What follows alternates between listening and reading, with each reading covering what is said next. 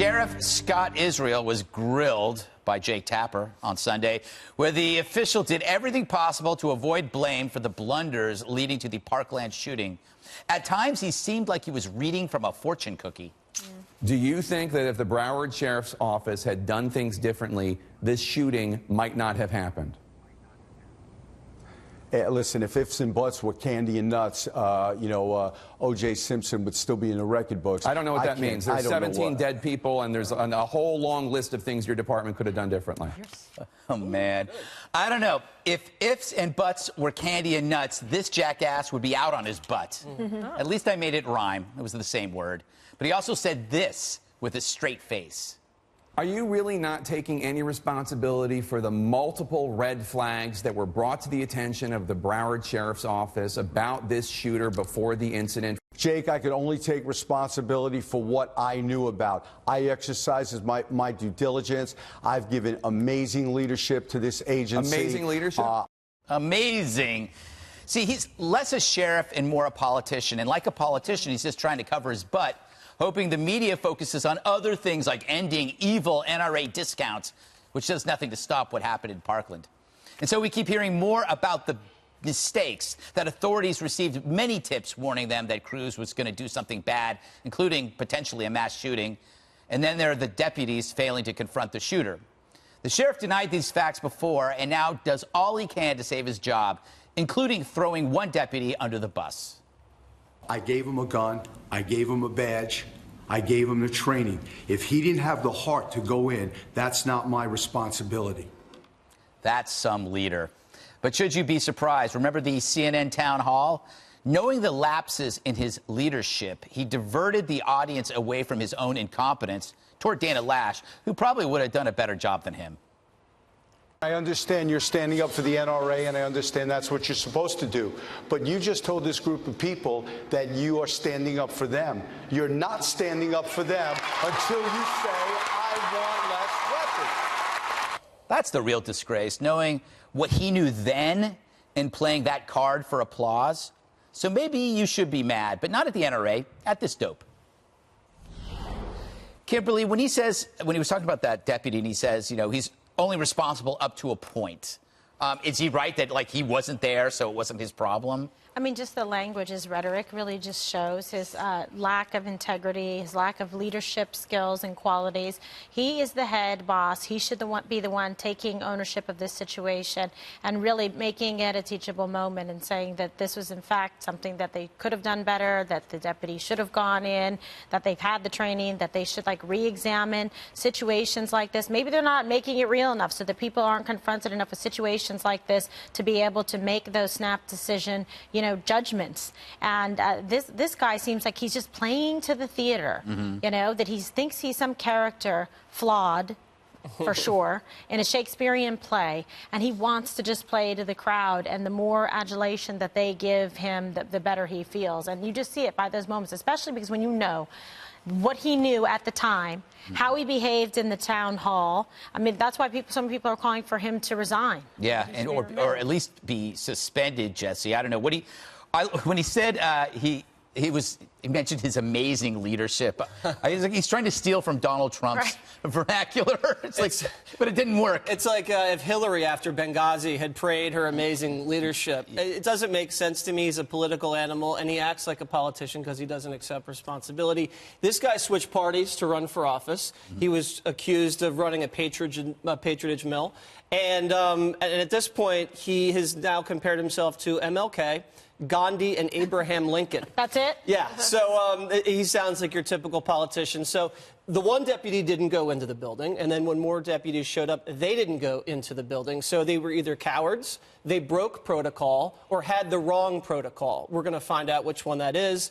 We also know that they were called 23 times about this guy. 2 of those times they were warned that he was going to be a possible school shooter. And now he's running a PR campaign. He's going on CNN and blaming the NRA and not accepting responsibility.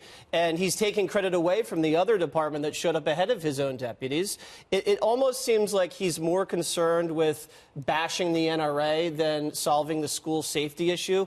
And Democrats, who for the last several years have said that police departments need to be held to a higher standard, need more supervision, need more scrutiny, now they really have no appetite to look into the sheriff. Republicans usually give police the benefit of the doubt. But at this point, looks like there's a lot of mistakes that were made, and Republicans want to investigate here. I think that's fine. Investigate, let the facts fall where they may. I just don't want to see a cover-up, because it sounds like there may be a cover-up going on. Dana, when you watched the Jake Tapper interview, I guess it was on Sunday, do you think he realized that the sheriff had fleeced him at the town hall? And this was like payback? He's like going, all right, you knew all this stuff. But he does it in a way that's classy, right? He doesn't drag him through the mud, gave him a chance to answer. And the answers, as you pointed out and you showed, were horrible. There was no sympathy for victims or the families. No. There was no defense. It was just all defensiveness. And quite honestly, I thought it was delusion. And I do wonder if he actually thinks that he did nothing wrong. But I believe that in the military, right, if your soldiers don't follow through, like, you're responsible. Like, or else it doesn't work. It doesn't, chain of command. Or if you don't have a chain of command that is followed, then the chain will break. What do you, Juan, do you think he deserves some kind of discipline? I mean, there is talk of suspension, or should he resign? The governor can fire him, even though he's an elected official, I believe. This whole conversation is just, to me, like way off in the weeds somewhere. I mean, to me, what we need to be talking about is what happened with those young people who are dead. And that's what we're doing, actually. Well, I don't think so. I think if somebody had reacted to the shooter, they would be alive. He would be alive. But go ahead. Well, no. I mean, President Trump today said that even without a weapon, he would have run in, right? But that's not the point. I mean, the point is the dead young people. Right. And so, to me, you see now this rush of Republicans to blame the FBI, to blame the sheriff of the county. Never, ever to talk about the NRA, the proliferations of guns in this society, that a wacko young man who's underage, under 21, is able to get an assault rifle. To me, this is where the conversation should be. So we can go back and forth about whether or not you should fire Sheriff Israel. Fine, I don't know. That was the topic today, Juan. Well, I just think we often talked about practical solutions for the last 2 weeks. That's not a practical solution. I think it is if you're responsible for what happened. Right. That's going to bring these young people back. That's going to stop more shootings in the future. Oh, then you know what? We shouldn't imprison anybody, because that doesn't bring back the dead. Somebody murders somebody, don't put them in jail, because that's not going to bring back the dead. No, that's insane. Exactly opposite of what you would normally argue, where you say things like the death penalty and strong punishment will in fact discourage repeat crimes. In this case, I don't see that going after this sheriff or even the deputy, and by the way, Dana, he thinks that he did a good job. His lawyer put out a statement saying he was the first to call in. I wasn't talking about Peterson, but of Israel. But I'm saying, in terms of this conversation about the sheriff, it seems to me it's almost like a political ploy by Republicans to get attention away from the failings of the politics NRA. started in the town hall when he tried to divert the responsibility for his actions onto Dana Loesch. Correct. That was the political move. Now, you want to talk about the NRA, and you want to talk about solutions to prevent future gun violence. Let's roll this tape of Donald Trump actually mentioning the NRA in an interesting way today. Don't worry about the NRA. They're on our side. You guys, half of you are so afraid of the NRA. There's nothing to be afraid of. And you know what? If they're not with you, we have to fight them every once in a while. That's okay. They're doing what they think is right. I will tell you, they are doing what they think is right. But sometimes we're going to have to be very tough, and we're going to have to fight them. But we need strong background checks. For a long period of time, people resisted that. But now people, I think, are really into it. So, Jesse, how political is that? That seems like the most middle of the road. He goes to one hand and the other on in the NRA. I mean, it's pretty honest, and it's for a politician that takes a lot of courage to take on someone that's been backing your party for decades. Juan makes this point like you can't chew gum and walk at the same time. Republicans have criticized the FBI, the sheriff, and Republicans have also put forth solutions to school safety by taking on the NRA and saying raise the limit for purchasing an AR-15, by banning bump stocks, expanding background checks. All we've heard from the left is let's just crucify the NRA. I'm glad that all of a sudden you think police just need to be trusted willy-nilly and everything they do is perfect. Because now when they do make mistakes, you should be able to hold police accountable. Yes, but I didn't say that. So you don't think they should be held accountable for blowing this one? No, but let me just say. See, Of I course do. they- I believe these people are paid for by taxpayer money, and if they make a mistake, they should be held accountable. Of course, just like any everybody- politician or everybody- anybody that works for the federal Amen. government. But you want to give them a pass, and we did don't know not. why. Why do you say such a thing? You just said But it. let me just you said tell you don't something. care. It doesn't matter. It's I a diversion. do care. This is a diversion, but let me just come to your point. It's not. The bump stocks, right? Sure. How long has Congress had since Vegas to act? How long has President Listen, Trump had since everybody Vegas wants to act? bump stocks, ban one. That's a diversion. That's a diversion, because the bump stock wasn't even used here. It would be a diversion if something had been done. Kimberly is raising her hand.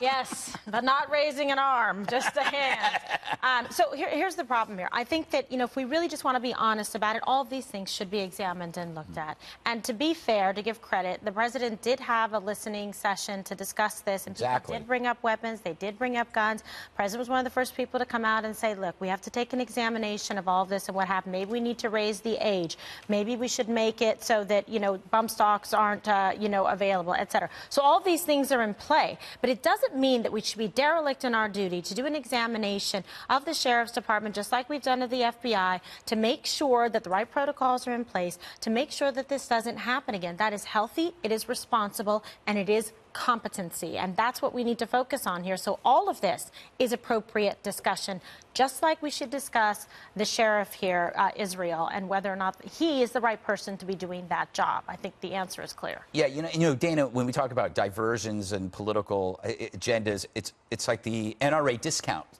story is kind of like a diversion away. Everybody here at this table and Donald Trump and his listening event. There's everything from civil tags to hardening soft targets. How does banning NRA discounts or getting rid of that, how does that help? So there was a rash of it, right? So United Airlines, Enterprise Rent-A-Car, I think Hertz joined in, and now Delta. And so